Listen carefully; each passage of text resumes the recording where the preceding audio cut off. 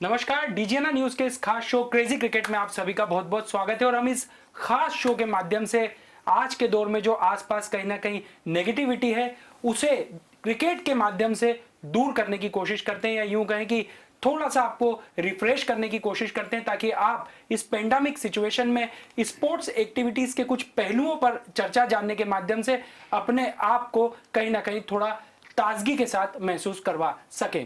तो आज जो खास मुकाबला आईपीएल के सीजन में खेले जाने वाला है वो दोनों टीमों के लिए बहुत ज्यादा विशेष है। वो इसलिए भी क्योंकि ये दोनों ऐसी टीमें हैं जो अब तक कई सीजन में अपनी जगह प्लेऑफ तक में बना नहीं पाई है। हालांकि इस सीजन में इन दोनों ही टीमों ने काफी दिलचस्प बदलाव किए हैं, जिसके आधार पर एक मजबूत दावेदारी, खिताबी दावेदारी प्रस्तुत करने की पूरी कोशिश यहां पर की जाएगी। क्योंकि आज मुकाबला है Rajasthan Royals versus Punjab Kings. वैसे पंजाब किंग्स अब तक पंजाब का नाम थोड़ा बदला हुआ था, किंग्स 11 पंजाब के नाम से जानी जाती थी, और अब कहीं ना कहीं नाम बदलने के साथ तासीर बदलना चाहेगी, अपने आप को अपर लेवल पर ले जाने की पूरी कोशिश करेगी।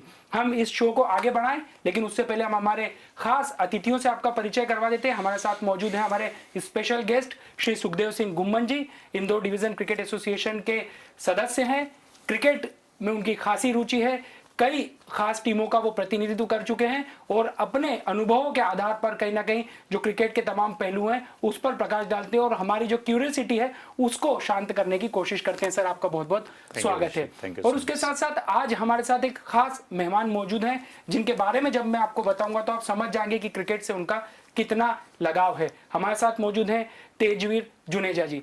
मैं उनके बारे में आपको बता दूं कि वो दिल्ली कॉलेज की टीम का प्रतिनिधित्व करते हैं, उसके साथ साथ यशवंत क्लब की टीम का भी प्रतिनिधित्व करते हैं। पिछले दिनों जब मॉरिशस क्रिकेट लीग खेली गई तो वहां एक एनालिस्ट के तौर पर उन्होंने अपनी सेवाएं प्रदान की। इंदौर डिवीजन क्रिकेट एसोसिएशन के भी वो सदस्य हैं, और इन तमाम जो क्रिकेट एक्टिविटीज के साथ उनका विशेष लगाव है, कहीं ना कहीं वो हमारे शो को एक नई ऊंचाइयां प्रदान करेगा। सर, आपका बहुत बहुत स्वागत है। Thank you sir. तो आज पंजाब किंग्स और राजस्थान के बीच मुकाबला है, लेकिन उससे पहले हम कल के मुकाबले की तरफ चलते हैं, क्योंकि कल जिस अंदाज में एक रोमांचक क्रिकेट मैच हुआ, क्योंकि दोनों ही टीमें कहीं ना कहीं हम हमारे शो के माध्यम से बात कर रहे थे कि बराबर बराबर हैं, एक जैसी कमजोरी है, एक जैसी ताकत है, लेकिन हम मान रहे थे कि हैदराबाद थोड़ी भारी पड़ सकती है। लेकिन यहां पर जिस तरीके का पलटवार कोलकाता ने किया है, निश्चित तौर पर क्रिकेट फैंस के लिए बड़ा ही खास दिन बन गया। सर, क्या कहेंगे आप? बिल्कुल सही है। क्रिकेट जैसे कि हम बार बार कहते हैं अनिश्चितताओं का खेल है, और बार बार हम लोग कहते हैं कि टॉस एक महत्वपूर्ण रोल अदा करता है, इम्पॉर्टेंट होता है जीतने के लिए, और जो भी कैप्टन जीतता है विनिंग प्रोबेबिलिटी ज़्यादा होती है, क्योंकि वो अपनी स्ट्रेंथ पे खेलता है, कंडीशन के हिसाब से खेलता है। चेन्नई में जैसे उस दिन हमने देखा कि सेकेंड बॉलिंग में ड्यू होने के कारण से लास्ट के 5-6 ओवरों में बॉलिंग करने में बहुत दिक्कत आ रही थी, एक बहुत बड़ा एडवांटेज था। और हमने प्री मैच एनालिसिस में कल आपसे बात भी करी थी आपके सामने कि सनराइजर हैदराबाद में जो बॉलिंग स्ट्रेंथ है और जो बैटिंग स्ट्रेंथ है वो एज कम्पेयर टू केकेआर ज़्यादा बेटर थी, और हम यही प्रेडिक्ट कर रहे थे कि सनराइजर्स हैदराबाद कल मैच जीतेगी। पर क्रिकेट जैसे कि कहा जाता है कि अपना रंग दिखाती है, उन्होंने अपना ही रंग दिखाया, और कल जो टीम बेटर खेली वो जीती। बेटर मैं ऐसा कहूँगा कि कल अगर हम नीतीश राणा की बात करें, उन्होंने 80 रन किए, अगर हम राहुल त्रिपाठी की बात करें, उन्होंने 53 रन किए। उन दोनों की जो फर्स्ट विकेट की पार्टनरशिप थी शुभम गिल के आउट होने के बाद में, लगभग 90-92 रन उन्होंने किए, एक अच्छी पेस से किए, एक टारगेट सेट करने में मदद करी, जो कि एक इन द एंड एक अच्छा टारगेट सेट किया, जिसको अचीव करने में सनराइजर हैदराबाद फॉल्टर किए। जब भी आपको 80 रन का टारगेट सेट करना, चेस करना होता है, 9.4 रन एवरेज से आपको हर ओवर में बनाने होते हैं, प्रेशर होता है। उसी प्रेशर के अंदर डेविड वार्नर गए। हमने कल बात करी थी Harbhajan Singh left arm bowler के लिए बॉलिंग करेंगे, बैट्समैन के लिए बॉलिंग करेंगे, वार्नर के अगेंस्ट वो बॉलिंग करने भी आए, और हरभजन थोड़े अनलकी भी रहे कि वो विकेट कैच जो था ड्रॉप हो गया। पैट कमिंसन उस कैच को पकड़ नहीं पाए, विद्यमान साहा। और जब इतने बड़े टारगेट को आप चेस कर रहे हैं और 2.1 ओवर में आपके 10 रन में 2 विकेट गिर जाते हैं, तो डेफिनेटली प्रेशर बहुत ऊपर होता है आपका। और पहले 6 ओवर की बात करेंगे अगर, तो केकेआर ने 50 रन बनाए थे पावर प्ले में, और जबकि सनराइजर हैदराबाद 35 रन बना पाए 2 विकेट के ऊपर। 35-15 रन का एक फर्क वो होना, और प्लस एक डेविड वार्नर जैसा विकेट गवा देना, मुझे लगता है ये कुछ चीज़ें रहीं जो कल उनके अगेंस्ट गई और वो मैच हार गए। सर, कल लेकिन ये बात अच्छी रही कि 2 शानदार इनिंग हम लोगों को देखने को मिली। एक नीतीश राणा वो कहीं ना कहीं जीती भली टीम है, लेकिन मनीष पांडे ने जिस अंदाज में अपनी इनिंग को वो आगे बढ़ाया, वो एक यादगार इनिंग इसलिए भी है क्योंकि मनीष पांडे भारतीय टीम में अपना स्थान पक्का नहीं कर पाए, तो कहीं ना कहीं बल्ले से कल जवाब तो दिया है उन्होंने।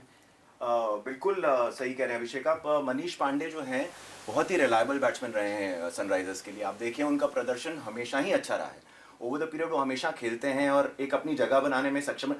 अनफॉर्चुनेटली इंडियन टीम में जगह बना नहीं पा रहे हैं क्योंकि इतना ज़्यादा टैलेंट है as far as young talent is concern, तो कहीं ना कहीं वो रहता है। पर जब भी उनको मौका मिला है उन्होंने अपनी तरफ से पूरा उसको यूटिलाइज किया है। और कल भी अगर अपन देखें तो कल वार्नर के आउट होने के बाद और सेकंड वृद्धिमान साहा के आउट होने के बाद उन्होंने जो बेयरस्टो के साथ एक पार्टनरशिप करी और एंड तक लेके गए उसको। देखिए मनीष पांडे की खूबी ये है कि वो मैच को एंड तक ले जा सकते हैं, वो रिलायबल बैट्समैन है।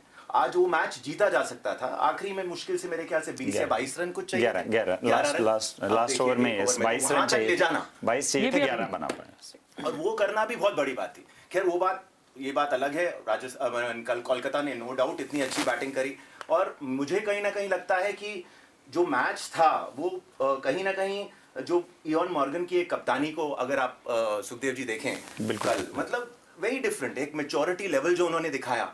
मेरे हिसाब से मैच जो कल कोलकाता ने जीता है वो 13th ओवर अगर आपको ध्यान हो उन्होंने पैट कमिंस को ओवर दिया, जबकि रसल पहले ओवर में 15 रन दे चुके थे और उनके लिए मुश्किलें आ सकती थी आखिरी में बॉलिंग कराना, क्योंकि उनके पास अगर रसल ही एक मात्र उपाय रह गए थे और पैट कमिंस ऑलरेडी 2 ओवर फेंक चुके थे। तो पैट कमिंस को कायदे से कोई और कप्तान शायद आखिरी में के लिए, पर उन्होंने उनको 13th ओवर जो कि माना जाता है जब उन्होंने देखा कि पार्टनरशिप अपने पूरे रूप पे है उस टाइम पे लाए और 4 बॉल बेयरस्टो नहीं खेल पाए और उन्होंने आखिरी गेंद पे अपना कैच पॉइंट रीजन पे दे दिया, टर्निंग पॉइंट। तो ये बोला जाता है कि जैसा मैं कहता हूँ एक्सपीरियंस मैटर्स। बिल्कुल। वहीं मॉर्गन जैसा एक्सपीरियंस कैप्टन जो होता है वो काम आता है। वो एक साइलेंट किलर टाइप से, जैसे धोनी है, शक्ल पे एक्सप्रेशन पे कुछ नहीं आता उनके, पर वो पूरा जानते हैं कि वो क्या कर रहे हैं।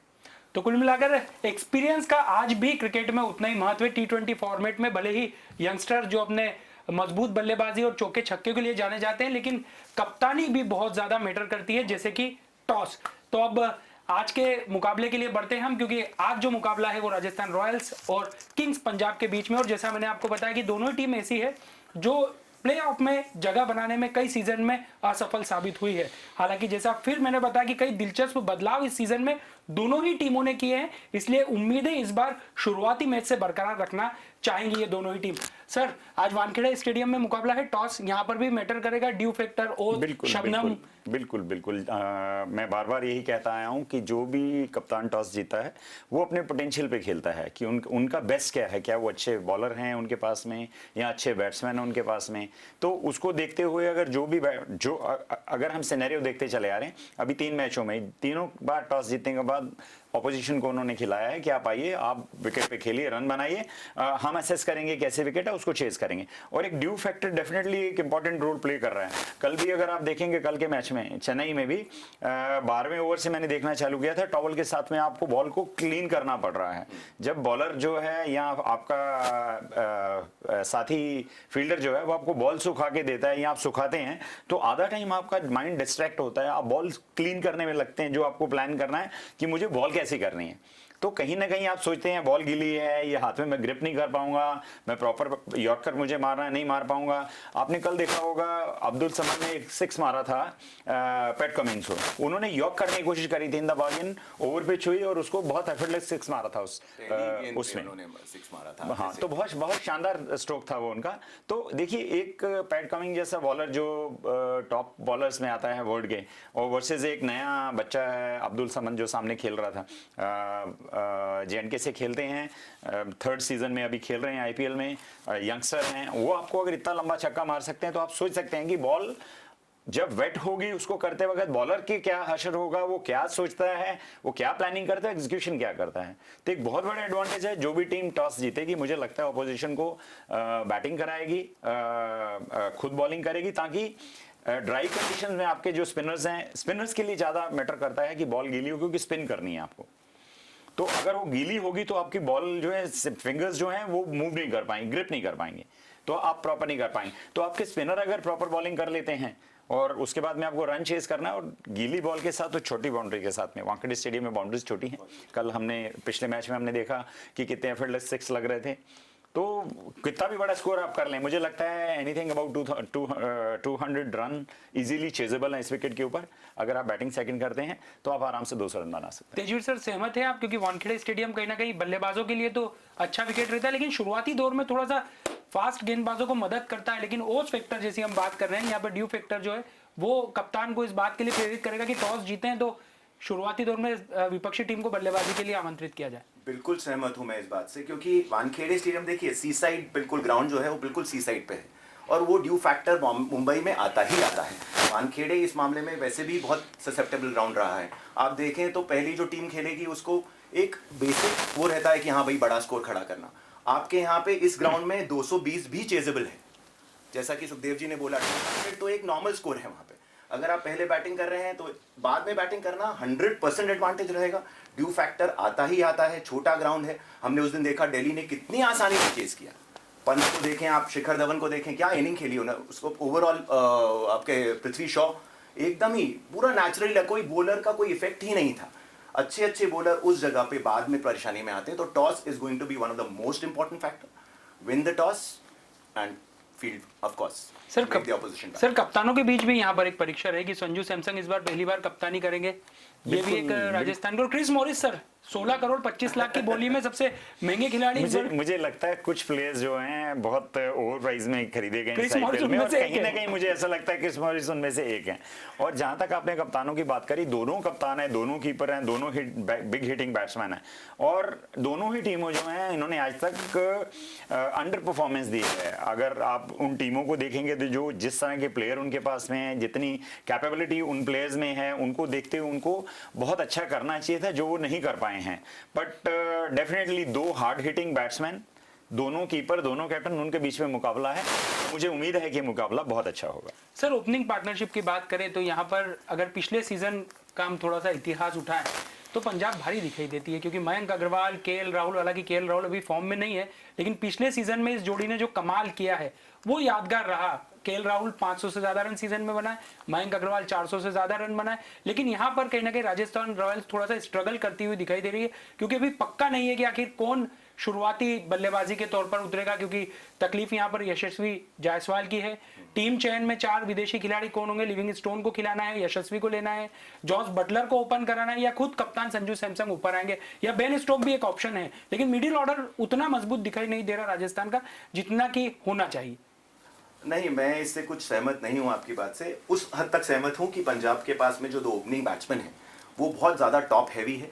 वो बहुत ज़्यादा डिपेंड करेगा कि मयंक और राहुल कैसे स्टार्ट करते हैं। मयंक अग्रवाल, केएल राहुल, बहुत ज़्यादा डिपेंडेंसी है उनके मिडिल ऑर्डर में। उनके पास निकोलस प्यूरन के अलावा कोई बड़ा नाम दिखता ही नहीं। अगर वो टॉप जैसा है कि बहुत ही अच्छे प्लेयर्स हैं दोनों, तो पंजाब का टोटल रिलायंस टॉप ऑर्डर पे रहेगा। वहीं आप जैसे राजस्थान की बात करें तो हाँ, एक कंफ्यूजन है अभी फिलहाल, क्योंकि उनके 4 खिलाड़ी डिसाइडेड नहीं है। पर अगर बेन स्टोक्स और बटलर ओपन करते हैं, जो कि हुआ था पिछले आपने आईपीएल में देखा, और बेन स्टोक्स ने सेंचुरी मारी थी और जितवाया था अपनी टीम को, तो वो एक पॉसिबिलिटी है। उनके पास में संजू सैमसन है, ऑफ कोर्स वो वन डाउन आएंगे, और संजू सैमसन अपने आप में एक प्रतिभाशाली खिलाड़ी हैं, बहुत अच्छा खेलते हैं। खाली उनके साथ एक रहता है, कभी एकदम आउट हो जाते हैं, तो हो सकता है कप्तानी मिलने से उनमें वो सेंसिबल एक वो चीज़ आए, कंसिस्टेंसी आए। आज वहाँ पे अब डायरेक्टर ऑफ राजस्थान रॉयल्स के संगकारा बने हैं।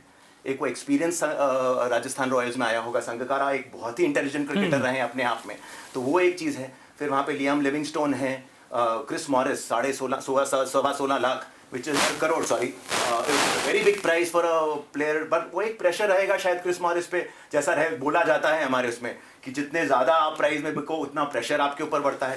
वो प्रेशर का भी एक बहुत फ़र्क पड़ता है। तो वो हमारे यहाँ पे ऐसा होता है कि हर विकेट हम लोग एक उसको काउंट करने लगते हैं कि कितने लाख का पड़ा या कितना वैसा। पर अनफॉर्चुनेटली आई थिंक मुझे जो है राजस्थान रॉयल्स बड़ी बैलेंसी साइड लग रही है। लियाम लिविंगस्टोन बहुत अच्छे क्रिकेटर हैं। जो मुझे 4 खिलाड़ी खेलते हुए दिख रहे हैं वो हैं Jos Buttler, Ben Stokes, Livingstone और क्रिस मॉरिस। ये होना चाहिए कॉम्बिनेशन उनका, बिकॉज अनफॉर्चुनेटली जोफ्रा आर्चर उनके पास अवेलेबल नहीं है, जो कि मैच विनर है अपने आप में। तो पहले 2 मैच शायद वो ना खेल पाए उनकी इंजरी के कारण। तो राजस्थान रॉयल्स बहुत ज़्यादा एक पूरी बैलेंस साइड है। पंजाब टॉप हैवी साइड है। अगर राहुल और मयंक चलेंगे तो कह नहीं सकते। तो सर एक खिलाड़ी जिसने पिछले सीजन में सबसे ज्यादा अपनी पहचान बनाई है वो है राहुल तेवतिया।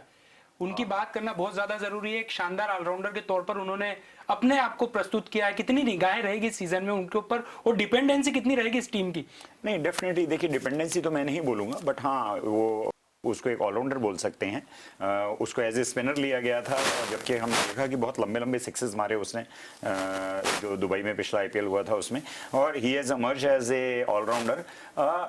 कोई भी ऑलराउंडर जो है किसी भी टीम के लिए बहुत इंपॉर्टेंट होता है कि आप बॉलिंग के साथ साथ अपने बैट्समैन को भी हेल्प करते हैं उतने रन बनाने के लिए। आपने अभी थोड़ी देर पहले कहा था कि जैसे केएल राहुल की बात कर रहे थे कि वो फॉर्म में नहीं है, मैं आपसे सहमत नहीं हूं। अगर आप 2020 टूर्नामेंट की बात करें इंग्लैंड के साथ में, तो डेफिनेटली उन्होंने लास्ट तीन जो थे उनमें रन नहीं बना पाए। आप देखेंगे तो ऑस्ट्रेलिया में भी अच्छा खेले, उससे पहले और आने के बाद में इंग्लैंड में जो वनडे सीरीज थी, जो मैच हुए पुणे में, उसमें 2 में उन्होंने बहुत अच्छा किया, एक में सेंचुरी बनाई, एक में अच्छे रन बनाए थे। तो देखिए, ये एक अपकमिंग क्रिकेटर हैं, कप्तान हैं पंजाब के, और जब आपके ऊपर कैप्टेंसी का दारोमदार होता है उस समय आप में से बेस्ट निकल कर आता है, क्योंकि आपके पास कोई चॉइस नहीं है। और ऐसे कहा जाता है कि best option for a captain is to lead by examples. और एग्जांपल क्या होंगे? एक बल्लेबाज हैं तो आपको रन बनाने ही होंगे। और जब आप पे टीम इतनी रिलाई कर रही है, मैं एग्री करूंगा तेजवीर के साथ में कि यस, पंजाब जो है बहुत टॉप हैवी बैट्समैन के साथ भरी हुई है। कि हम बात करेंगे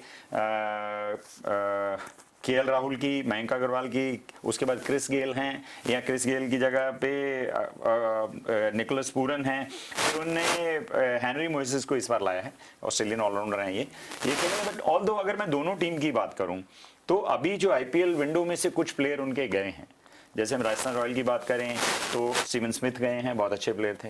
इधर हम पंजाब की तरफ बात करें तो ग्लेन मैक्सवेल गए हैं, वो भी मिडिल ऑर्डर के बहुत अच्छे प्लेयर थे, ऑलराउंडर थे। तो कहीं ना कहीं दोनों टीमों को पहले की स्ट्रेंथ में मैं आज अगर तुलना करूं तो मुझे लगता है कहीं थोड़ी बहुत ही ये डिप्लीट हुई हैं, पर उनकी स्ट्रेंथ इतनी ज़्यादा नहीं बढ़ी, क्योंकि जो उनके प्लेयर बाहर गए हैं कंपैरिजन में जो बाकी प्लेयर आए वापस आए हैं, तो मुझे ऐसा लग नहीं रहा कि वो उस क्वालिटी के हैं या उस लेवल के हैं कि उनको कम्पीट कर सकें। बट फिर भी दोनों टीम में बहुत पोटेंशियल है and we are in for a very good match. Tejveer sir, यहाँ पर केएल राहुल के सामने एक जरूर चॉइस करना थोड़ा टफ हो सकता है, वो है क्रिस गेल या फिर डेविड मिलान, क्योंकि डेविड मिलान T20 के नंबर 1 खिलाड़ी हैं और क्रिस गेल यदि बल्ला चला तो सबके होश उड़ना गेंदबाजों के तय है। तो ये एक चॉइस थोड़ी सी टफ रहेगी कि आखिर किसको टीम में रखा जाए। पिछली बार हालांकि क्रिस गेल को इतने मौके नहीं मिल पाए, क्या इस बार थोड़ा बदलाव दिखाई देगा कप्तान की सोच में? बहुत बड़ा डिसीजन है ये, मैं यही कहूँगा अभिषेक जी, क्योंकि डेविड मलान वर्ल्ड के T20 के टॉप बैट्समैन हैं, बहुत ही रिलायबल प्लेयर हैं। आप अगर उनका रिकॉर्ड देखें पिछले 1 साल का, जिस टीम वो बिग बैश में खेले उन्होंने परफॉर्म किया, वो इंग्लैंड के लिए खेले उन्होंने परफॉर्म किया, वो हर बार परफॉर्म करते हैं। वो 10 मैच में से 8 में आपको रन बना के देंगे। गेल का उल्टा है, वो 10 में से आपको 3 में रन बना के देंगे, 7 में शायद ना बना पाए, क्योंकि गेल है, जब वो चलते हैं तो गेल स्टॉर्म आता है, वेरी सिंपल। उनको अगर उन्होंने शुरू की 10 बॉल खेल ली तो फिर वो 50 रन उनके पक्के हो सकते हैं। पर डिपेंडेंसी की जहां तक फैक्टर है, David Malan is the ideal choice और बहुत अच्छी बाय है मेरे हिसाब से पंजाब के लिए। अगर कोई इस प्लेऑफ तक कोई प्लेयर मेरे हिसाब से पंजाब को अगर ले जा सकता है तो वो है डेविड मलान। तो माइट भी शुरू में शायद गेल को मौका मिले टू बिगिन विद, या फिर अगर वो बैटिंग हेवी खेलना चाहें तो गेल और मलान दोनों को खिला सकते हैं। लेकिन पॉसिबिलिटी है पूरन तो खेलेंगे ही। देखिए मिडिल ऑर्डर पूरा पूरन के आसपास है, अगर उनको मिडिल ऑर्डर को स्ट्रांग करना है थोड़ा सा तो उनको मलान को लाना ही पड़ेगा। मलान पूरन ये आगे ले जा सकते हैं, राहुल और मयंक शुरू में कर सकते हैं। तो बाकी सुखदेव जी आई थिंक एक और फैक्टर है। देखिए 2020 में आपकी फील्डिंग एबिलिटीज जो है मैटर करती हैं, हाँ। और हम दोनों को देखेंगे तो डेफिनेटली कोई कंपैरिजन नहीं, एज फैक्टर है सबसे बड़ा। और जैसे कि हम बार बार बोलते हैं कि एज के साथ साथ आपके रिफ्लेक्सेस स्लो होते हैं, और क्रिकेट जो है वो रिफ्लेक्सेस का गेम है। तो कहीं ना कहीं ये आपकी उम्र के साथ साथ क्रिकेट आपका ढलान पे होता है, ना कि वो आपको ऊंचाइयों पे ले जाता है। तो एक यंगस्टर है, एक सीजन प्लेयर है, जैसे आपने कहा, हमने देखा भी उनको खेलते हुए। हाँ, ऑब्वियसली मैं एक चीज जरूर देखता हूँ कि वो इनिशियली कुछ बॉलों में स्लो खेलते हैं डेविड मिलान जो है, बट उसके बाद में उनकी जो रन रेट है वो अप्रिशिएट एक्सपोनेंशियली ग्रो करती है। और in the end what matters is आपने कितनी बॉल खेली, कितने रन बनाए हैं, वो मैटर करता है। और अगर दोनों में कंपैरिजन आज हमें करना हो, गिवन ए चॉइस, तो definitely anybody would go for a David Malan instead of Chris Gayle. Punjab की पिछली बार गेंदबाजी में हमने थोड़ी कमजोरी देखी थी इस बार, लेकिन कुछ नए खिलाड़ियों को भी फ्रेंचाइजी ने मौका दिया है। रिचर्डसन को लिया है टीम में, मेरीडेथ को टीम में लिया है, ये दोनों ऑस्ट्रेलियाई गेंदबाज हैं। चॉइस क्या रहेगी मोहम्मद शामी के साथ? बहुत डिफिकल्ट डिसीजन है फिर से। अब देखिए, अब उनको अगर ऊपर किसको खिलाना है वो डिपेंड करेगा। अब पूरन को उनको खिलाना है, मलान को खिलाना है, गेल को खिलाना है, तो फिर वो मोइसेस हेनरिक्स के साथ जाते हैं, एक ऑलराउंडर के साथ, या फिर दो एकदम पेस बॉलर्स के साथ जाते हैं। जाए रिचर्डसन और मेरेडिथ दोनों सुपर बॉलर्स हैं, पर वो आज तक आईपीएल में नहीं खेले हैं। इंडियन विकेट्स पे उनका एक्सपीरियंस कुछ नहीं है, तो इतना बड़ा रिस्क। लेकिन सर शुरुआती दौर में ये प्रयास किया जा सकेगा, क्योंकि बाद में इतनी आपके पास में ऑप्शन नहीं होते हैं शुरुआती दौर। लगता है कि दोनों के, जाए रिचर्डसन देखिए बैटिंग भी कर लेते हैं, मेरेडिथ प्योर बॉलर हैं, जाए रिचर्डसन जो है वो अच्छे छक्के भी मार लेते हैं। तो मेरी पर्सनल अगर आप ओपिनियन बोलें तो मुझे लगता है कि जाए रिचर्डसन पहले। नहीं, फिर भी एक चीज और मैं कहना चाहूंगा इसके साथ साथ कि आपको गिवन ए टाइम एक समय में 4 प्लेयर से ऊपर आप खिला नहीं सकते। 4 में से आप 2 या 3 बैट्समैन और एक ऑलराउंडर की बात कर रहे हैं, तो आपके पास चॉइस ही नहीं है। देखिए, जो इंडियन फ्रेंचाइजीज जितनी इंडियन प्लेयर्स को रखते हैं वो सिर्फ इसलिए रखा जाता है कि हमारे पास ज्यादा से ज्यादा चॉइस अवेलेबल हो वो स्पॉट भरने के लिए, कि हमारे पास 4 हमको इंटरनेशनल प्लेयर खिलाने हैं, उसके बाद 7 जो है वो इंडियन प्लेयर खिलाने हैं। तो 7 में से 2-3 आपके इंटरनेशनल प्लेयर्स होते हैं, बाकी 4 प्लेयर जो होते हैं वो आपके पास में ठीक लेवल के प्लेयर्स होते हैं। क्योंकि आपको हर लेवल का, हर तरीके का, आपको स्पिनर भी चाहिए है, आपको मीडियम पेसर भी चाहिए, और आपको एक बेंच स्ट्रेंथ भी बना के रखनी है कि कोई आपका मेन प्लेयर अगर इंजर्ड होता है तो at least there should be somebody who can go and play instead of him. उस लेवल पे तो नहीं, पर कम से कम उसको टीम को उतना सपोर्ट दे सकते। वैसे सर दोनों टीम के पास मेन बॉलर इंडियन ही है, जयदेव उनादकट हो या फिर मोहम्मद शामी, कौन भारी पड़ता दिखाई देता है? इसमें तो मोहम्मद शामी एनी डे बहुत ज्यादा लास्ट सीजन भी अच्छा है, बहुत एक्सपीरियंस है, अपने एक्सपीरियंस को पूरी तरह यूटिलाइज करते हैं, और पंजाब के उन्होंने बहुत अच्छा परफॉर्म किया, इंडिया के लिए बहुत अच्छा परफॉर्म किया है। जयदेव उनादकट थोड़े इनकंसिस्टेंट हैं, कई बार उनकी स्विंग जब एकदम चलने लगती है, जो अगर पहले फील्डिंग करती है राजस्थान, तो देखा जाएगा शायद उनादकट भारी पड़ सकें, पर ओवरऑल शामी और उनादकट एनी डे मोहम्मद शामी।